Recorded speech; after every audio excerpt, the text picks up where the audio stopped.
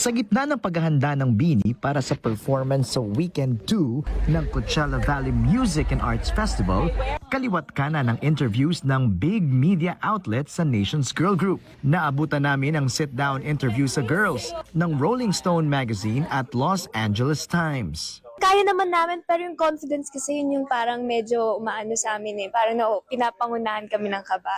But today, it's a good practice. It's a good start. They're wonderful. They're so knowledgeable, and they clearly put so much thought and really insight into the music and the visual presentation.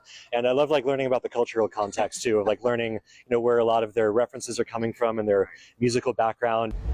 Naimbitahan din ang 8 sa YouTube content booth sa loob ng Coachella Festival grounds. Kanina naman, nag-take over sila sa Apple Music Radio kung saan nagpatugtog sila ng kanilang personal favorite summer songs. Sobrang smooth lang ng flow kanina, sambutan, ganun. Ang saya lang, kasi wala ring host. So parang sa amin nakasalala yung show kanina. Natural na talaga sa amin na mag-improvise ng topics, conversations.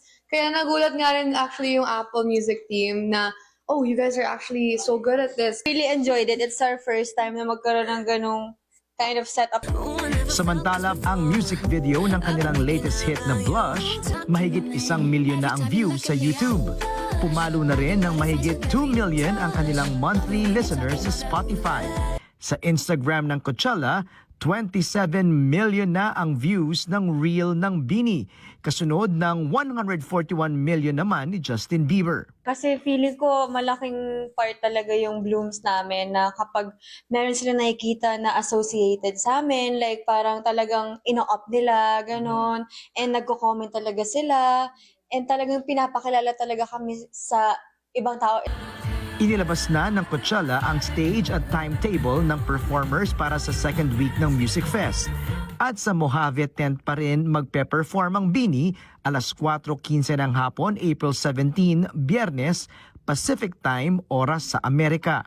Mapapanood pa rin ito ng libre alas 7:15 ng umaga, Philippine Time, sa official YouTube channel ng Coachella. Samantala, umarangkada na rin ang ticket selling para sa Signals concert ng BINI sa Hunyo.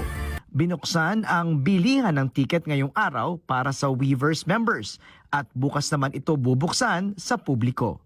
MJ Felipe, ABS-CBN News, Los Angeles, California.